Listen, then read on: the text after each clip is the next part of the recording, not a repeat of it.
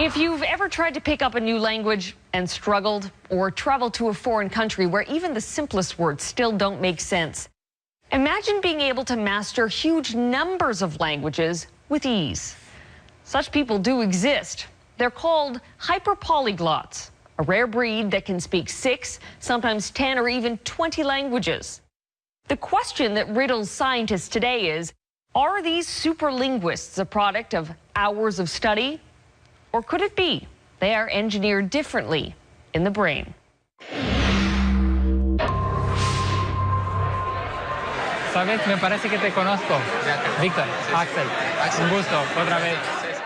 At a downtown Toronto bar, the buzz of languages is a veritable soundtrack to the United Nations. Increíble.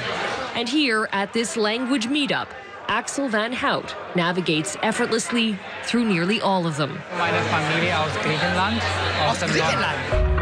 He is a hyperpolyglot, capable of conversing in a staggering 22 languages. By his count, that is the highest number of anyone in the country, if not the continent. It is an average day when Axel dabbles in a dozen or so languages at the office, where he works as a manager of interpreters. Pois, en cuanto a isso...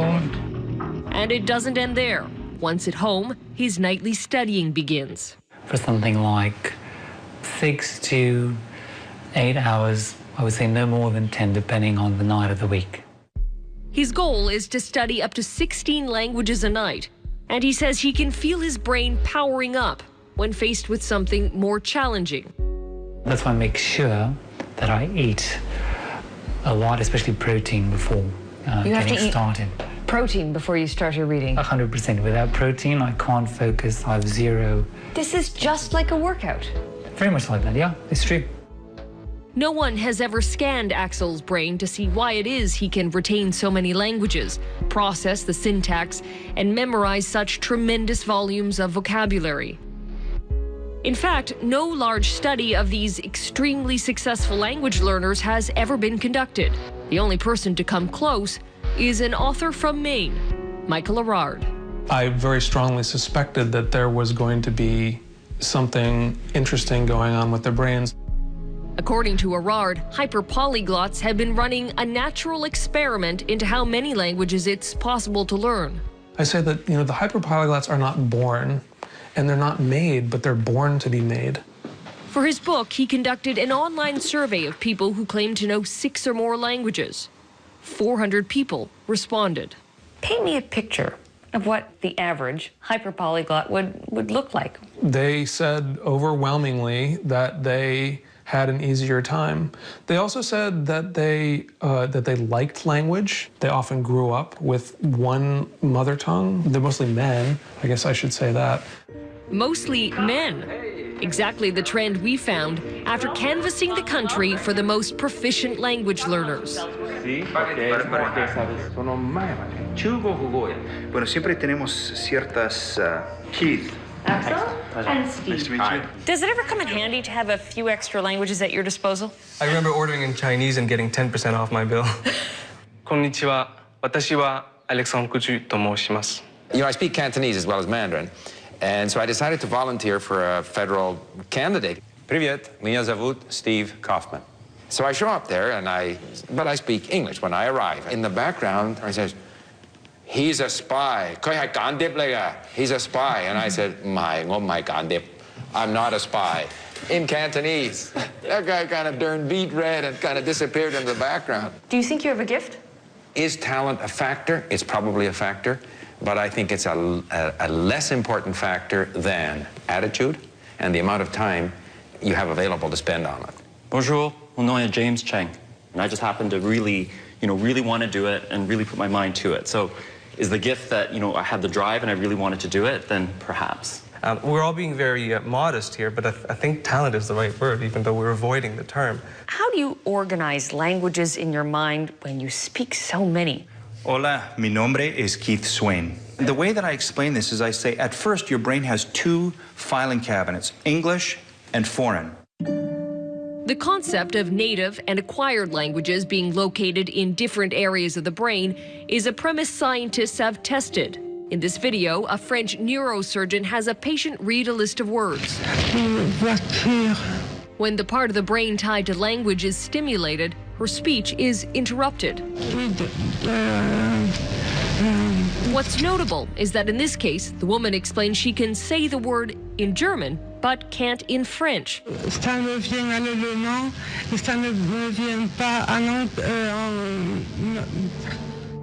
Meaning different languages can be located in different spots. Are they any different than you or I? In the brain? And my answer is yes. Lorraine Obler is a neurolinguist at the City University of New York. I'm pretty sure they were born differently, and then they were also in conditions that enabled them to learn language well. One of Obler's graduate students is working on a test that could be used to identify hyperpolyglots. Yo, be my fake. Made-up words tied to made-up objects are shown as part of a story. Mac. At the end, a test subject is asked to recall them. Foo? Is that foo or is that the other one, foo? And as I discovered firsthand, it's harder than it sounds. I don't remember. Very few people get more than one the first time round. If a hyperpolyglot was introduced to a new item with a new word for it, they could just retain it? Our guess is that they would get a whole lot more of those items. Obler believes an explanation as to why hyperpolyglots might be born with such extraordinary abilities is what's called the Geschwind-Galiberta hypothesis. In the 80s, two behavioral neurologists, Norman Geschwind and Albert Galiberta, theorized that a cluster of traits, including left-handedness, musical ability, mathematical ability, and autoimmune disorders, are grouped in certain individuals or families. And often superior abilities in one area are met with deficits in another. It's a hypothesis that not all neurolinguists buy into. But when we tested it, the results were curious. Raise your hand if you have musical ability, mathematically inclined, you're left-handed, autoimmune disorder. We're all male. That's common too. Hyperpolyglots are by far male. But there were two more men we still had to meet on our journey into linguistic wonderland. Two men who raised the question, just how far can the mind go?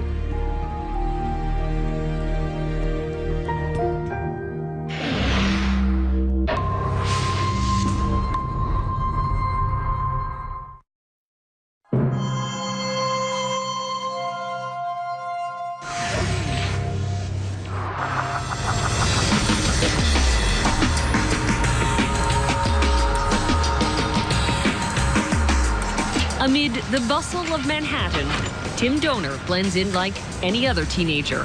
His time spent skateboarding, watching movies, and keeping his iPod playlist up to date. It's just the movies Tim's watching happen to be in Farsi. His comics are in Bengali. Superman in Bengali. And his iPod features hits from Iran.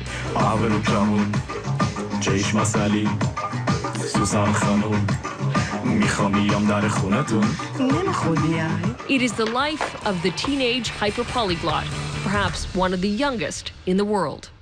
How old are you? 16.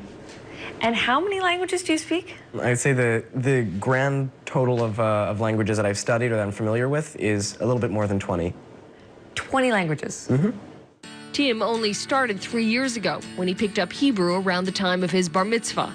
Now he tries to speak 8 to 10 languages a day. I heard a cab driver speaking in Hausa, so I threw around a few phrases. In Hausa? Mm-hmm. And his reaction was? He stopped the car like... And his list of languages is rather obscure.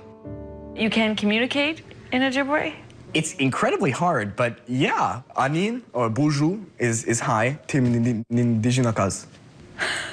And you're learning Hausa. And Hausa. For people, so the click is on the side? There are 3. So it's and then there's a third, which I can't do. So this is a language, a tribal language in Africa? Correct. I'm sorry, and where in New York are you going to use this language? Nowhere. It's interesting for me, actually. Hausa is related to Swahili, so the grammar isn't so different for me. Besides that, I think the having to click is cool. Very it's cool. Cool. to put it mildly. It is very cool.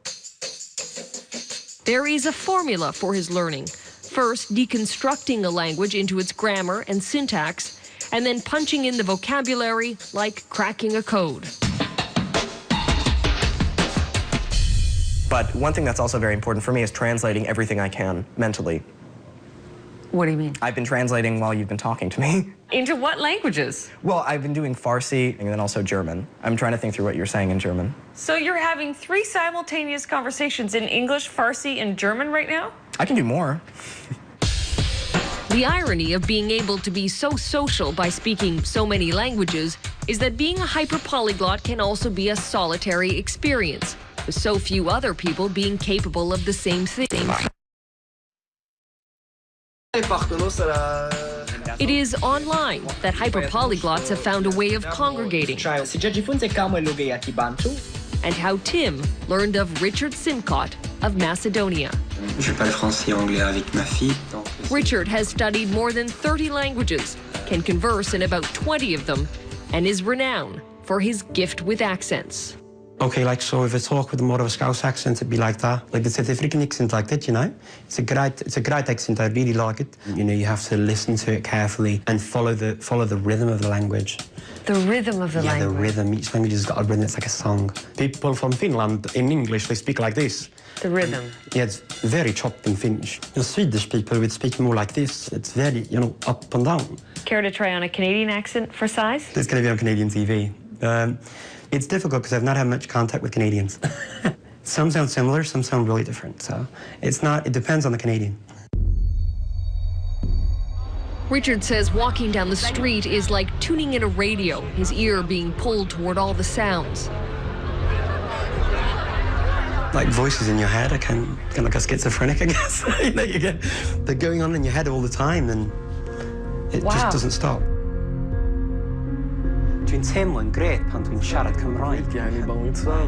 Much like Tim, Richard has never met anyone who speaks more languages than he does.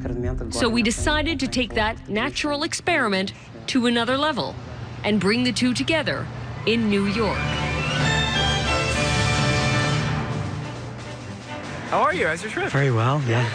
السواحلية في الحقيقة هي اللهجة العربية. The product? 10 languages in only a couple of hours. Talk to me about what it feels like to speak in a different language. God, it's amazing. I love it. I mean, I've never taken drugs, but I guess it's that feeling. It's a drug. It's like when people say that high, or people describe going to the gym and they really put these really big muscly. If I were going to the gym and sort of a language learner, I'd be like this, you know? You'd be huge. Yeah, I'd be enormous. Neither Richard nor Tim will admit they have a gift. They both chalk up their abilities to determination and hours spent studying. It's a philosophy shared by Toronto neurolinguist Jed Meltzer. So what do you consider yourself today? Recovering hyperpolyglot. It wasn't so long ago Meltzer had racked up 9 languages with a simple tool, cue cards. You brought these everywhere. Oh, sure. I mean, they're easy, they're convenient, they fit in your pocket. Meltzer's theory is that, like playing chess or learning an instrument, acquiring languages is about breaking down patterns and applying brute force memorization. But then how do you explain the Mozarts and the Bobby Fishers of this world? Is there no Bobby Fischer of the language learning world? I would not say there's no Bobby Fischer. Jed, people are going to be watching at home wondering, can I be a hyperpolyglot? If you want to be. If you really want to be. The question is, can you see yourself pulling out your flashcards during your lunch break? Whether Tim and Richard are engineered differently in the brain or not, they do agree. They're addicted. I would say so. I would say I was, yeah. How many languages do you think you could learn? I'm not going to stop. So I don't want to think of a limit, but I'm not going to stop.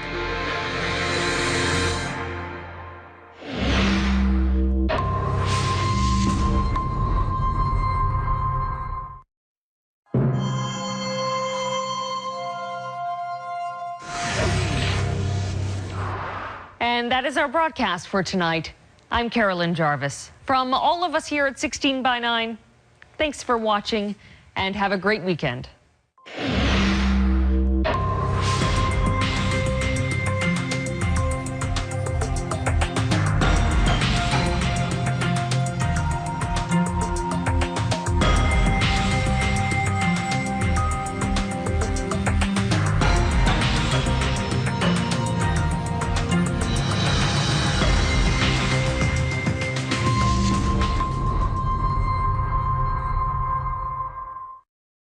for linguists a product of hours of study? Or could it be they are engineered differently in the brain? Sabes, me parece que te conozco. Víctor, Axel, un gusto, otra vez. At a downtown Toronto bar, the buzz of languages is a veritable soundtrack to the United Nations. Increíble. And here at this language meetup, Axel van Hout navigates effortlessly through nearly all of them. Meine Familie aus Griechenland. Aus Griechenland. He is a hyperpolyglot, capable of conversing in a staggering 22 languages. By his count, that is the highest number of anyone in the country, if not the continent. It is an average day when Axel dabbles in a dozen or so languages at the office, where he works as a manager of interpreters. Pois, en cuanto a isso... And it doesn't end there. Once at home, his nightly studying begins. For something like 6 to...